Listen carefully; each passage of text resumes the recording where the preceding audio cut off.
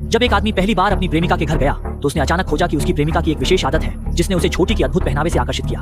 मिठास का स्वाद लेने के बाद वह एक आश्चर्यजनक उपहार की तैयारी के लिए अपनी प्रेमिका के अगले दिन घर न होने पर होमो ने एक समान पीड़ादायक पोशाक लेकर आई। जब वह छोटी को दरवाजा खोलने का भाव कर रही थी तभी अचानक एक साया दरवाजे के बाहर दिखाई दिया और ऐसी स्थिति में फूगी जल्दी से सामान हटा दिया और एक आकर्षक स्टाइल में खड़े हो गए। लेकिन वह नहीं जानते थे कि वह जो अंदर आ रही थी वह छोटी नहीं थी बल्कि वह एक ऐसी सांस थी जिनसे उसकी अभी तक मुलाकात नहीं हुई थी। इससे फूगी को बहुत अजीब लगा। वह सोफे पर बैठे यहाँ तक कि अभिवादन भी नहीं कर पा रहे थे। फूगी उद्धत रूप दिखा रहे थे लेकिन असल में वह एक कंपनी चला रहे थे। हालांकि इस कंपनी ने जो सामान बेचा वह बहुत उचित नहीं था। वह पुरुषों के बहाने खरीदने और बेचने का काम कर रहे थे। लड़का एक नकली बिजनेस ट्रिप के बहाने से बाहर चला गया।